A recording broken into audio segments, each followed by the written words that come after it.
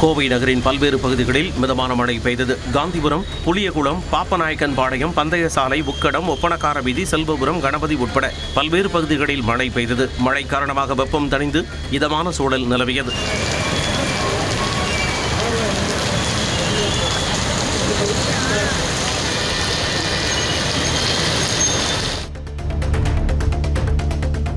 மதுரை அவனியாபுரம் அரசு பள்ளியில் ஹாலோகிராம் தொழில்நுட்பத்தில் விஞ்ஞானி ஆல்பர்ட் ஐன்ஸ்டீன் பற்றி காட்சிப்படுத்தப்பட்டது.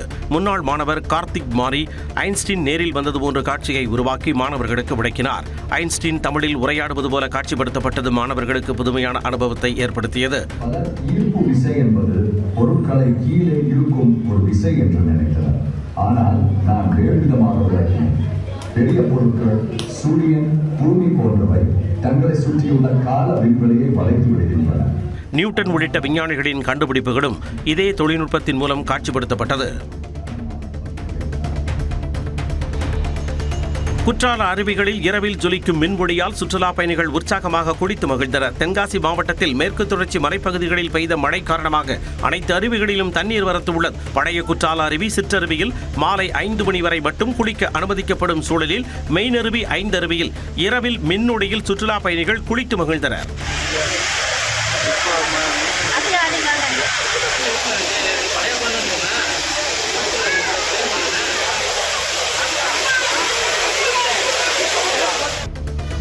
சென்னை மதுரவாயிலில் பலத்த காற்றுடன் பெய்த கனமழையால் ராட்சத பேனர் விழுந்து விபத்து ஏற்பட்டது. நெடுஞ்சாலையில் ஓரமாக வைக்கப்பட்டிருந்த ராட்சத விளம்பர பேனர் திடீரென அடியோடு இடிந்து கீழே விழுந்த நிலையில் அருகே பேருந்து நிறுத்தத்தில் நின்றிருந்த பொதுமக்கள் அச்சத்தில் நாலாபுறமும் அலறி அடித்தபடி ஓட்டம் பிடித்தனர். டீ கடை மீது பேனர் விழுந்ததில் கடை சேதமடைந்தது.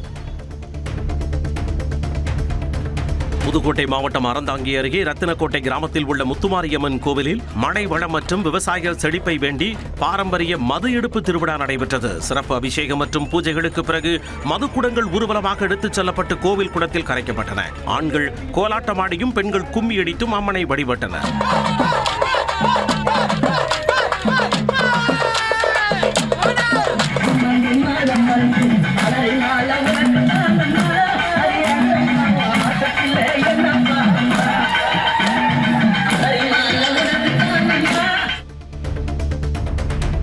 கொடைக்கானல் மற்றும் சுற்றுவட்டார பகுதிகளில் 2வது நாளாக தொடர்ந்து மழை பெய்தது. மாலை முதல் கருமேகங்கள் சூழ்ந்த நிலையில் இரவு நேரத்தில் சுமார் 2 மணி நேரத்திற்கு மேலாக மிதமான மழை கொட்டியது. ஏரிச்சாலை, அப்சர்வேட்டரி, வட்டக்கானல், ஆனந்தகிரி, மூஞ்சிக்கல், அண்ணாநகர் உள்ளிட்ட பல்வேறு பகுதிகளில் பரவலாக மழை பதிவானது. தொடர்ந்து பெய்து வரும் மழையால் முக்கிய குடிநீர் ஆதாரங்களின் நீர்மட்டம் உயர்ந்து குடிநீர் தட்டுப்பாடு குறையும் என எதிர்பார்ப்பு ஏற்பட்டுள்ளது. நாகப்பட்டினம் மாவட்டம் சோழவித்யாபுரம் பகுதியில் இடியுடன் கூடிய மழையின் பொழுது ஏற்பட்ட மின்னல் தாக்கியதால் பல வீடுகளில் மின்சாதனங்கள் சேதமடைந்தன. மின்னல் தாக்கிய வீட்டின் மாடி தரை சேதமடைந்த நிலையில் அருகே உள்ள வீடுகளில் ஃப்ரிட்ஜ், மின்விசிறி, LED டிவி உள்ளிட்ட மின்சாதனங்கள் பாதிக்கப்பட்டன. செல்போன் டவர்கள் இருந்த போதிலும் வீடுகள் மீது மின்னல் தாக்கியதற்கான காரணம் குறித்து ஆய்வு நடத்தி எதிர்காலத்தில் இதுபோன்ற சம்பவங்களை தடுக்க நடவடிக்கை எடுக்க வேண்டும் என பொதுமக்கள் கோரிக்கை விடுத்துள்ளனர். திருவண்ணாமலை அண்ணாமலையார் கோவிலில் பக்தர்கள் விரைந்து சாமி தரிசனம் செய்யும் வகையில் செய்யப்பட்டுள்ள ஏற்பாடுகள் குறித்து மாவட்ட ஆட்சியர் நேரில் ஆய்வு மேற்கொண்டார். ராஜகோபுரம், கொடிமரம், பிரகாரங்கள் மற்றும் காத்திருப்பு பகுதிகளை பார்வையிட்ட அவர் நீண்ட நேர காத்திருப்பை குறைக்கும் நடவடிக்கைகள் குறித்து அதிகாரிகளுக்கு ஆலோசனை வழங்கினார். மேலும் பக்தர்களுக்கான குடிநீர், மின்விசிறி, ஏர் கூலர் உள்ளிட்ட அடிப்படை வசதிகள் முறையாக பராமரிக்கப்பட வேண்டும் என உத்தரவிட்டார். புதுச்சேரி சுயப்ரேன் வீதியில் உள்ள அலையன்ஸ் பிரான்சே அரங்கில் பிரதிபலிப்பு என்ற தலைப்பில் ஓவியம் மற்றும் காகிதக்கூழ் பொம்மை கண்காட்சி நடைபெறுகிறது. மனிதர்களின் உணர்வுகள் மற்றும் சிந்தனைகளை பிரதிபலிக்கும் வகையில் உருவாக்கப்பட்ட கலைப்படைப்புகள் 7,000 ரூபாய் முதல் 6 லட்சம் ரூபாய் வரை மதிப்பிடப்பட்டுள்ள இந்த படைப்புகள் வரும் 23ஆம் தேதி வரை காட்சிப்படுத்தப்படுகின்றன.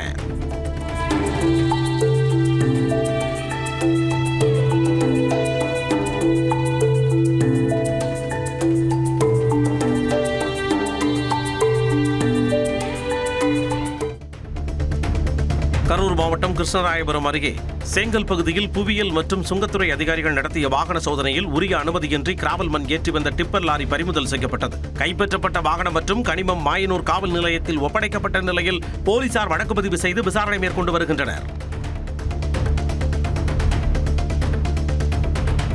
திருச்சி அரசு மருத்துவமனையில் சிகிச்சை பெற்று வந்த கைதி தப்பி ஓடிய சம்பவம் பரபரப்பை ஏற்படுத்தியுள்ளது. கேரள மாநிலம் கொல்கத்தாவைச் சேர்ந்த அபிஜித் திருட்டு வழக்கில் திருச்சி இருப்பு பாதை காவல்துறையால் கைது செய்யப்பட்டார். கடந்த 16ஆம் தேதி அவருக்கு உடல்நலக்குறைவு ஏற்பட்டு மகாத்மா காந்தி நினைவு அரசு மருத்துவமனையில் அனுமதிக்கப்பட்டார். ஸ்கேன் எடுக்க அழைத்துச் செல்லப்பட்ட பொழுது மருத்துவமனையில் இருந்து தப்பி ஓடினார். தப்பியோடிய அபிஜித்தை தீவிரமாக தேடி வருகின்றனர். ஓமன் கடலில் சரக்கு கப்பலில் பணியாற்றிய பொழுது உயிரிழந்த தூத்துக்குடி மாலுமி நிஷாந்தின் உடல் உடனடியாக மீட்டு குடும்பத்தினரிடம் ஒப்படைக்கப்பட வேண்டும் என கோரி தூத்துக்குடி சிதம்பரம் நகரில் சிஐடியு மற்றும் forward seamen union of India சார்பில் போராட்டம் நடைபெற்றது. நிஷாந்தின் குடும்பத்திற்கு 1 கோடி ரூபாய் இழப்பீடு, அவரது மனைவிக்கு அரசு வேலை வழங்க வேண்டும் என்றும் தமிழக அரசு தீவிரமாக தலையிட்டு நடவடிக்கை எடுக்க வேண்டும் என்றும் அவர்கள் வலியுறுத்தினர். திண்டுக்கல் மாவட்டம் கொடைக்கானல் நகராட்சி அலுவலகத்தில் நகர்மன்ற தலைவர் அறையில் வைக்கப்பட்டிருந்த முதலமைச்சர் விஜயின் புகைப்படம் மாற்றப்பட்டதாக குற்றம் சாட்டி தாவேகாவினர் முற்றுகை போராட்டத்தில் ஈடுபட்டனர். முன்னதாக வைக்கப்பட்டிருந்த முதல்வர் புகைப்படம் அகற்றப்பட்டு முன்னாள் முதலமைச்சர் மு.க. ஸ்டாலின் மற்றும் முன்னாள் அமைச்சர்களின் புகைப்படங்கள் மீண்டும் பொருத்தப்பட்டதாக அவர்கள் தெரிவித்தனர். இதையடுத்து நகராட்சி அதிகாரிகளிடம் முறையிட்ட தாவேகாவினர் முதல்வரின் புகைப்படம் உரிய இடத்தில் மீண்டும் வைக்கப்பட வேண்டும் என வலியுறுத்தினர். சென்னை ஆர்கே நகர் ஏகாம்பரம் தெருவில் மின்வாரிய பணிக்காக தோண்டப்பட்ட பள்ளம் பாதுகாப்பின்றி விடப்பட்ட நிலையில் மழைநீர் தேங்கியதால் மின் கேபிள்கள் பட்டாசு போல வெடித்த சம்பவம் அதிர்ச்சியை ஏற்படுத்தியது. திறந்த பள்ளங்களை உடனடியாக மூடி பாதுகாப்பு ஏற்பாடுகளை மேற்கொள்ள வேண்டும் என பொதுமக்கள் கோரிக்கை விடுத்துள்ளனர்.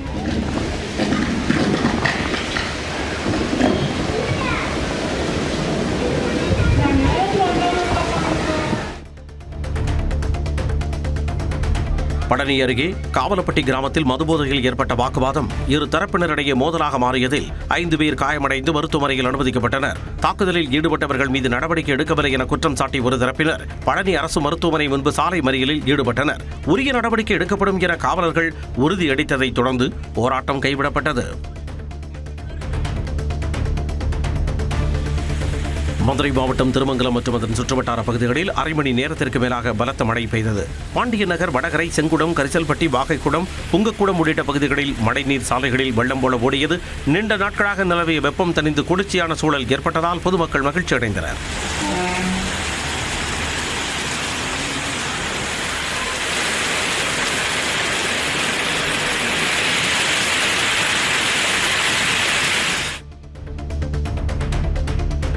புதுச்சேரி மணிக்கூண்டு அருகே செல்போன் சர்வீஸ் சென்டர் மற்றும் மருந்து கடைகளில் திருட்டில் ஈடுபட்ட சிறுவன் உட்பட 2 வரை செல்போன் லொகேஷன் உதவியுடன் போலீசார் ஆந்திராவில் கைது செய்தனர். அவர்களிடம் திருடப்பட்ட லேப்டாப், ஐபோன் உள்ளிட்ட பொருட்கள் பறிமுதல் செய்யப்பட்டன.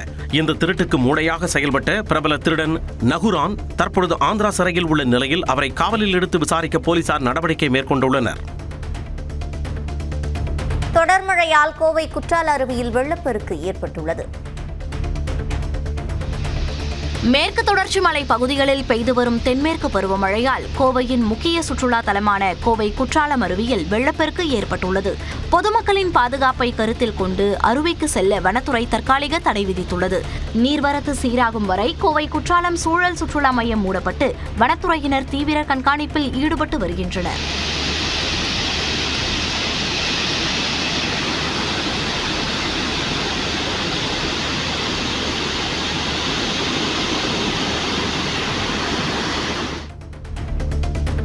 சென்னை வேளச்சேரி குருநானக் கல்லூரியின் 50வது பட்டமளிப்பு விழாவில் ஆளுநர் ராஜேந்திர விஸ்வநாத் அர்லேக்கர் மாணவர்களுக்கு பட்டங்களை வழங்கினார். அப்போது பேசிய அவர், வளர்ச்சியடைந்த தமிழகம் இல்லாமல் வளர்ச்சியடைந்த இந்தியாவை உருவாக்க முடியாது என்றும் கூறினார். A personality development can be done by the education, and that development brings a nation development.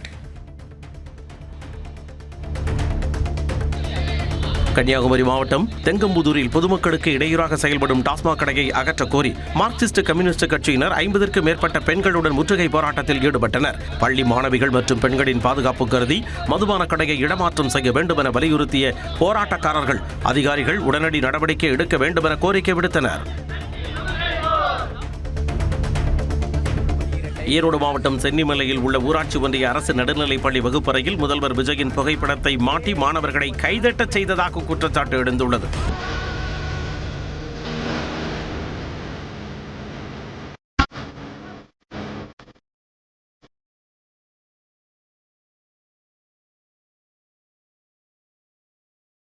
அரசு பள்ளி வளாகத்தில் அரசியல் சார்ந்த சம்பவங்கள் குறித்து விசாரணை நடத்த வேண்டும் என கோரிக்கை எழுந்துள்ளது. சென்னை தாம்பரத்தை அடுத்த பெருங்கடத்தூர் சதானந்தபுரம் சுவாமிகள் மடத்தில் 10 அடி நீளம் உள்ள மலைப்பாம்பை வனத்துறையினர் லாவகமாக பிடித்தனர்.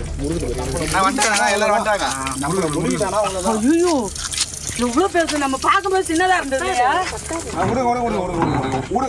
இதுக்கப்புறம் நீங்க எதுவும் பண்ணாதீங்க.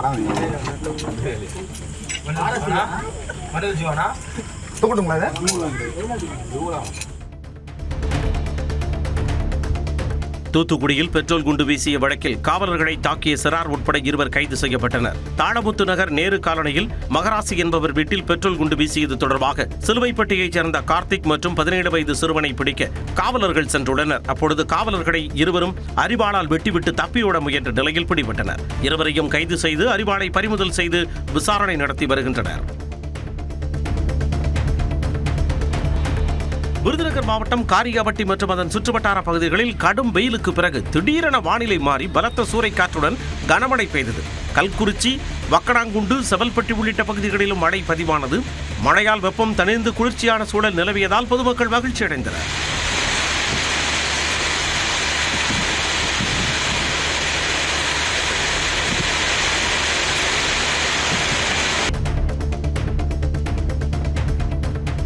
திருச்சி மாவட்டம் அருங்காபுரி வட்டாட்சியர் அலுவலகத்தில் நடைபெற்ற ஜமாபந்தி முகாமில் 530 மனுக்கள் பெறப்பட்டன. மாவட்ட வருவாய் அலுவலர் பாலாஜி தலைமையில் நடைபெற்ற முகாமில் பட்டா மாறுதல், நில அளவை, மின் இணைப்பு உள்ளிட்ட கோரிக்கைகள் தொடர்பாக மனுக்கள் பெறப்பட்டன. அவற்றில் 51 மனுக்களுக்கு உடனடியாக தீர்வு வழங்கப்பட்டது. மீதமுள்ள மனுக்கள் பரிசீலனையில் உள்ளன. நிறைவு நாளில் பொதுமக்களின் குறைகள் கேட்கப்பட்டதுடன் மாற்றுத்திறனாளி பயனாளிகளுக்கு காது கேட்கும் கருவிகளும் வழங்கப்பட்டன. கள்ளக்குறிச்சி மாவட்டம் உடுந்தூர்பேட்டை அருகே கிள்ளனூர் கிராமத்தில் ரேசன் அரிசி கடத்தலுக்கு பயன்படுத்தப்பட்ட லாரி பறிமுதல் செய்யப்பட்டது. குடும்ப அட்டைதாரர்களிடம் குறைந்த விலைக்கு வாங்கி சேகரிக்கப்பட்ட 5 டன் ரேசன் அரிசி வெளி மாநிலத்திற்கு கடத்த முயற்சிக்கப்பட்டதாக கிடைத்த தகவல் அறிந்து காவல்துறையினர் சம்பவ இடத்தை சுற்றி வளைத்தனர். அப்பொழுது கடத்தல்காரர்கள் லாரி மற்றும் மினி சரக்கு வாகனத்தை அப்படியே விட்டுவிட்டு தப்பி ஓடினர். அரிசி மற்றும் இருசக்கர வாகனங்களையும் பறிமுதல் செய்து தப்பியோடிய நபர்களை தேடி வருகின்றனர்.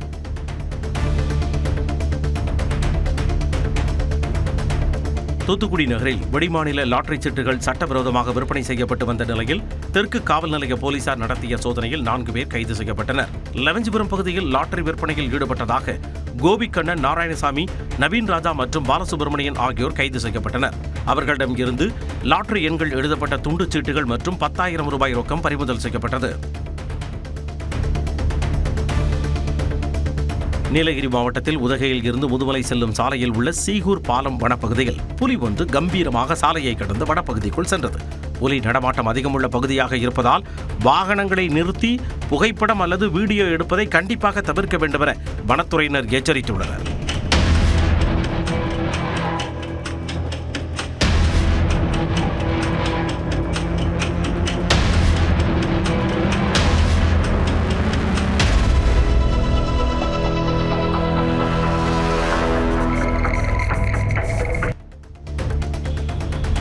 கள்ளக்குறிச்சி ஒருங்கிணைந்த நீதிமன்றத்தின் அதிகாரப்பூர்வ மின்னஞ்சலுக்கு வெடிகுண்டு மிரட்டல் வந்ததைத் தொடர்ந்து நீதிமன்ற வளாகத்தில் பரபரப்பு ஏற்பட்டது.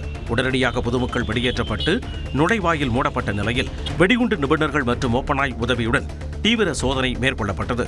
சுமார் 1 மணி நேரத்திற்கு மேலாக நடைபெற்ற சோதனையில் எந்தவித வெடிகுண்டும் கண்டுபிடிக்கப்படாததால் மிரட்டல் வதந்தி என உறுதி செய்யப்பட்டது. இதையடுத்து பொதுமக்கள் மீண்டும் அனுமதிக்கப்பட்டனர். சென்னையை அடுத்த சோழிங்கநல்லூரில் மது அருந்தும் பொழுது ஏற்பட்ட தகராறில் தாவேகா நிர்வாகியை தாக்கிய திமுக நிர்வாகி கைது செய்யப்பட்டார். சோழிங்கநல்லூரைச் சேர்ந்த தாவேகா நிர்வாகி பாபு தனது நண்பர்களான திமுக நிர்வாகி சுரேஷ் மற்றும் ரஞ்சித் ஆகியோருடன் செல்லியம்மன் கோவில் பின்புறம் உள்ள காலி மைதானத்தில் மது அருந்தி பேசிக் கொண்டிருந்ததாக கூறப்படுகிறது. அப்போது திமுக நிர்வாகி சுரேஷ், தாவேகா நிர்வாகி பாபு ஆகிய இருவருக்கும் இடையே வாக்குவாதம் ஏற்பட்ட நிலையில் பாபுவை கீழே தள்ளி தரையில் இருந்த கல்லை எடுத்து சுரேஷ் தாக்கியுள்ளார். இது தொடர்பாக புகார் அளிக்கப்பட்ட நிலையில் செம்மஞ்சேரி போலீசார் சுரேஷை கைது செய்து விசாரணை நடத்தி வருகின்றனர்.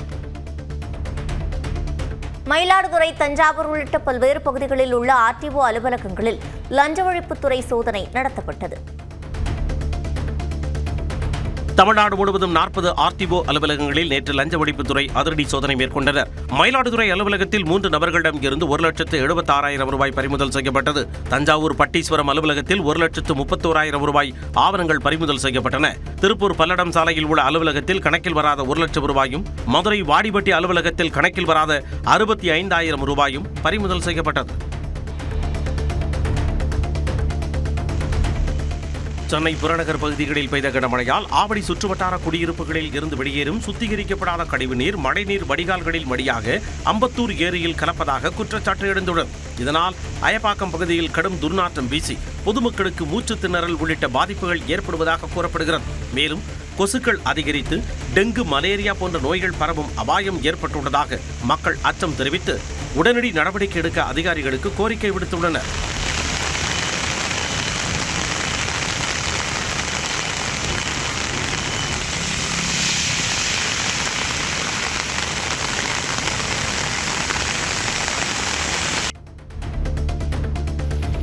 திருநெல்வேலி ரயில் நிலையத்தில் அமைக்கப்பட்டு வரும் 6வது நடைமேடையை கோட்ட ரயில்வே மேலாளர் ஓம் பிரகாஷ் மீனா ஆய்வு செய்தார். 6வது நடைமேடைக்கான பணிகள் 90% முடிவடைந்த நிலையில் தண்டவாளங்களை இணைக்கும் பணிகளை அவர் ஆய்வு செய்தார். இந்த பணிகளால் பல்வேறு வழித்தடங்களில் ரயில் சேவை பாதிக்கப்பட்டுள்ளதால் மேம்பாட்டு பணிகளை வரும் 30ஆம் தேதிக்குள் முடிக்க அவர் உத்தரவிட்டார். கேரளாவில் இருந்து சென்னைக்கு முதலமைச்சர் விஜயை சந்திக்க நடந்தே வந்த இடம் தம்பதிகள் அது தொடர்பான வீடியோவை தற்பொழுது வெளியிட்டுள்ளனர். ரஃபி சஹானா தம்பதி 500 கிலோமீட்டர் தூரம் பயணம் மேற்கொண்டு சில தினங்களுக்கு முன்பு சென்னை வந்த நிலையில் தலைமைச் செயலகம் செல்லும் வழியில் முதலமைச்சர் விஜய் அவர்களை சந்தித்திருந்தார். அப்போது எடுத்த வீடியோவை தற்போது அந்த தம்பதியர் இணையத்தில் பகிர்ந்துள்ளனர்.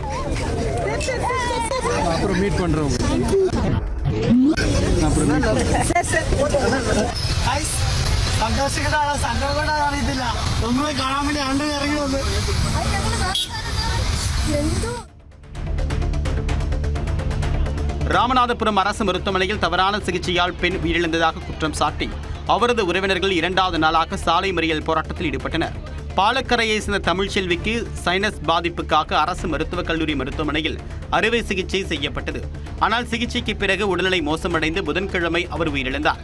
இதையடுத்து மருத்துவர்களின் அலட்சியமே தமிழ்ச்செல்வி உயிரிழப்புக்கு காரணம் என்று கூறி உறவினர்கள் உடலை வாங்க மறுத்து மருத்துவமனை முன்பாக போராட்டத்தில் ஈடுபட்டனர்.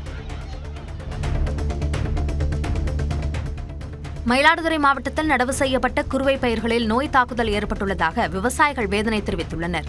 செம்பேன், இலைக்கருகள், மஞ்சள் நோய் உள்ளிட்டவை தாக்கியுள்ளதால் வில்லியனூர் சுற்றுவட்டார கிராமங்களில் 500 ஏக்கர் பயிர்கள் சருகாகி வருகின்றன.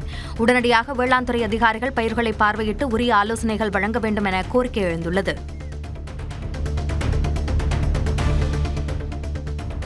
புதுக்கோட்டை மாநகராட்சிக்கு உட்பட்ட அப்துல் கலாம் நகரில் மின்கம்பங்கள் அமைக்கப்பட்டும் தெருவிளக்குகள் பொருத்தப்படாததால் குடியிருப்பு வாசிகள் இருளில் அவதியடைந்து வருகின்றனர். இதனால் இரவு நேரங்களில் சமூக விரோதிகளின் நடமாட்டம் அதிகரித்து பெண்கள் மற்றும் பொதுமக்கள் அச்சத்தில் உள்ளதாக குற்றச்சாட்டு எழுந்துள்ளது.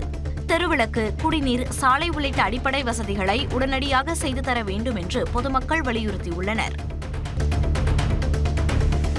மயிலாடுதுறை மாவட்டம் சீர்காழி மற்றும் சுற்றுவட்டார பகுதிகளான சட்டநாதபுரம், கொள்ளிடம், பூம்புகார், திருவெண்காடு உள்ளிட்ட பகுதிகளில் பரவலாக மழை பெய்தது. இதனால் கடந்த சில நாட்களாக நிலவிய கடும் வெப்பம் தணிந்து குளிர்ச்சியான சூழல் நிலவியது.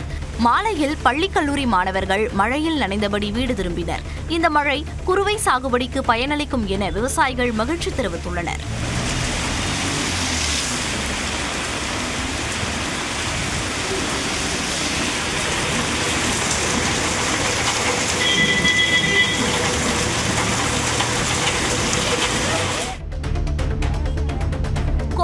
மாணவி உயிரிழப்பை தொடர்ந்து நீட் தேர்வை ரத்து செய்ய கோரி அனைத்து முற்போக்கு இயக்கங்கள் சார்பில் மாவட்ட ஆட்சியர் அலுவலகம் முன்பு கண்டன ஆர்ப்பாட்டம் நடைபெற்றது. தந்தை பெரியார் திராவிடர் கழக பொதுச் செயலாளர் ராமகிருஷ்ணன் தலைமையில் நடைபெற்ற இந்த போராட்டத்தில் நீட் தேர்வை எதிர்த்து தமிழக சட்டமன்றத்தில் தீர்மானம் கொண்டுவரப்பட்டால் அனைத்து கட்சிகளும் ஒருமனதாக ஆதரிக்க வேண்டும் என வலியுறுத்தப்பட்டது.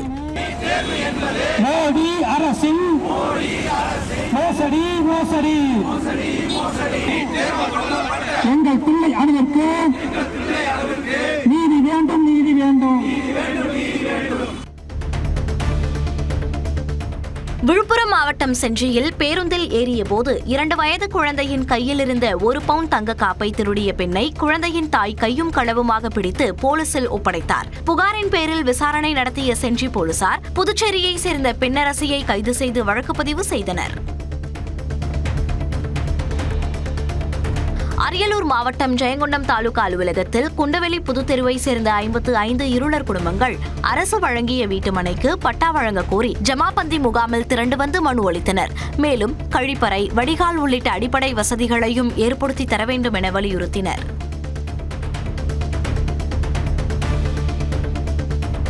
ராமநாதபுரம் மாவட்டம் திருவாடானை மற்றும் சுற்றுவட்டார பகுதிகளில் அனுமதிக்கப்பட்ட அளவை மீறி சவுடு மணல் திருட்டு நடைபெறுவதாக பொதுமக்கள் குற்றம் சாட்டியுள்ளனர். பாசிப்பட்டினம் அருகே 10க்கும் மேற்பட்ட டிராக்டர்கள் மூலம் சட்டவிரோதமாக மணல் அள்ளப்படும் காட்சிகள் சமூக வலைதளங்களில் பரவி வருகின்றன.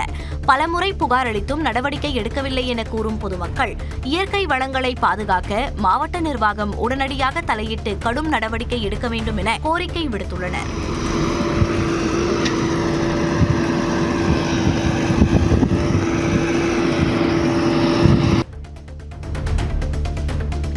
சென்னை அயப்பாக்கம் பகுதியில் சூறைக்காற்றுடன் பெய்த கனமழையால் மரங்கள் முறிந்து மின்கம்பிகள் மீது விழுந்ததால் பல இடங்களில் 5 மணி நேரத்திற்கும் மேலாக மின்தடை ஏற்பட்டது.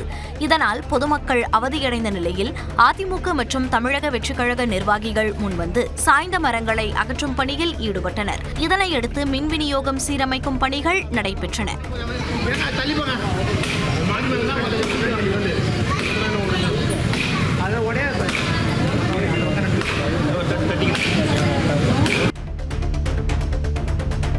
திருவண்ணாமலை அண்ணாமலையார் கோயிலில் முதலமைச்சர் ஜோசப் விஜயின் 52வது பிறந்த நாளை முன்னிட்டு தமிழக வெற்றிக் கழகத்தினர் தங்கத்தேர் இழுத்து வழிபாடு நடத்தினர். தெற்கு மாவட்ட செயலாளர் பாரதிதாசன் தலைமையில் நடைபெற்ற நிகழ்ச்சியில் 100க்கும் மேற்பட்ட நிர்வாகிகள் பங்கேற்றனர். அண்ணாமலையார் உண்ணாமலை அம்மன் எழுந்தருளிய தங்கத்தேரை இழுத்து பக்தி முழக்கத்துடன் வழிபாடு செய்தனர்.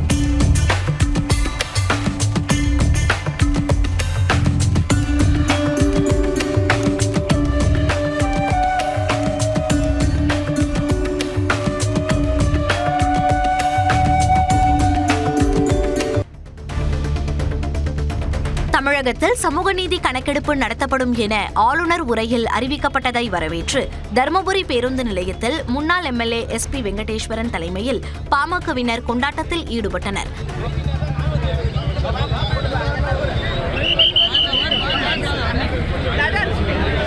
இதேபோல் அரியலூரில் கட்சி நிர்வாகிகள் பட்டாசு வெடித்து பொதுமக்களுக்கு இனிப்புகள் வழங்கப்பட்டன. சாதிவாரி கணக்கெடுப்புக்காக 46 ஆண்டுகளாக பாமக நடத்திய போராட்டத்திற்கு கிடைத்த வெற்றி என அவர்கள் தெரிவித்தனர்.